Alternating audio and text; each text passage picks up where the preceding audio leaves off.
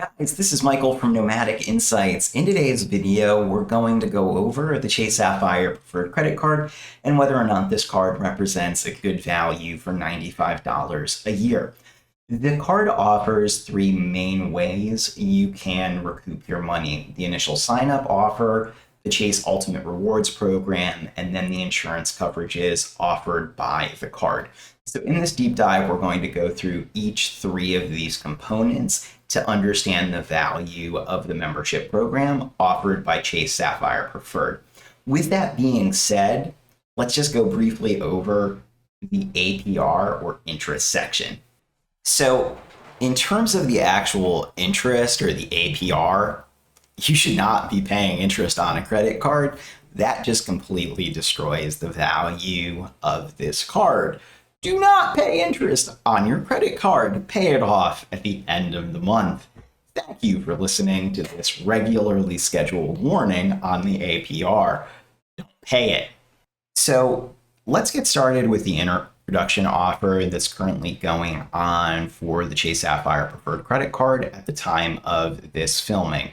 The Chase Sapphire Preferred card is currently offering a 60,000 point sign-on bonus, which if you redeem for travel through the Chase Ultimate Rewards portal will get you about $750 worth of travel or about 7 years of the membership fee currently. This is a really terrible way to redeem for travel. You're actually better off redeeming it for travel value through transfer partners. So if you go with one of the better Chase transfer partners of Hyatt International, you can get up to 2.8 cents per point when redeeming through Hyatt, and that will give you about $1,700 in value for the sign-up bonus or nearly 14 years worth of the annual membership fee. This introductory offer really sets up the card to be a strong value since it pretty much pays for itself for a period of 7 to 14 years, depending on how you redeem using transfer partners. So now let's turn our attention to the insurance coverages offered by the Chase Sapphire Preferred credit card. The biggest benefit for people who travel frequently on Chase cards is, quite frankly, the primary car auto insurance waiver or the auto damage collision waiver insurance on auto rentals. Most companies offer a secondary policy which only covers you after your primary insurance company has paid out. This means you actually need to submit a claim to your own auto insurer and pay whatever deductible you have. Only after that's satisfied will secondary coverage kick in. There is the option through providers such as Amex to purchase primary auto insurance, but really the value of the Chase Sapphire Preferred in terms of insurance coverages, or what's unique about this card and Chase on the whole compared to other issuers, is the auto rental collision damage waiver insurance policy. Now, there are some other insurance policies offered on this card which have become fairly standard for travel credit cards. You have trip cancellation insurance, which will reimburse you for up to $10,000 per person or up to $20,000 for the cost of your trip. You've got baggage delay insurance. If your bag is delayed for over 6 hours, it will give you a $500 benefit to go purchase clothes or other needed items. And then you have trip delay reimbursement, which will cover you for costs of unreimbursed expenses. Again, these are very similar benefits. So then when it comes to actual purchase protection itself on the card, you are covered for theft or damage within 120 days of making your purchases, up to $500 per claim. And then you also get an extended warranty, which will extend the warranty on a device you purchase by up to an additional year. So if you purchase an iPhone, this will extend the manufacturer's warranty for an additional year, which is a nice benefit to have because this can, in some cases, mean you don't need to buy something like Apple Care or an additional extended warranty if you plan on having your device for 2 years.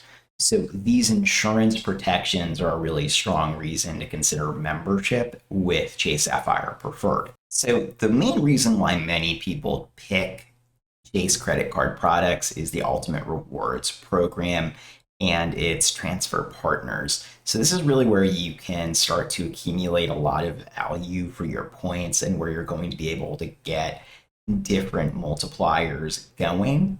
So, for example, with American Express as well as Chase Ultimate Rewards, you can redeem for flights through Iberia Plus, which will allow you to travel to, say, Madrid for about 35,000 points on a business class ticket, which would normally cost something like $3,500 one way. So that's a really good value for the points and allows you to have a much better multiplier. So the main advantage of these points is the transfer partners.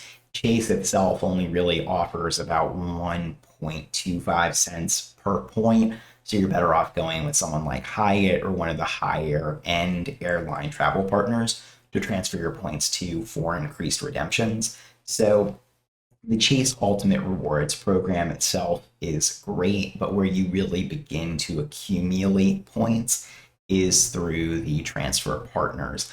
Again, there's a different selection through Chase Ultimate Rewards versus the Amex Member Rewards program, but really this program and the transfer partners are how you're going to derive the maximum value.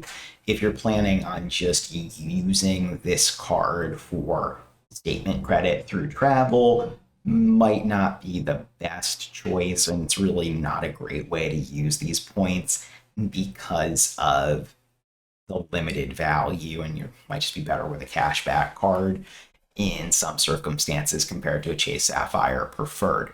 Now, that being said, the way you accumulate points, you have some nice 3x point categories now, such as groceries on the Chase Sapphire Preferred. So let's just go into point accumulation on some of the spending categories. So I just want to present an example of, what does a spending example look like in terms of the rewards you can expect for point accumulation in different 3x categories on the Chase Sapphire Preferred card.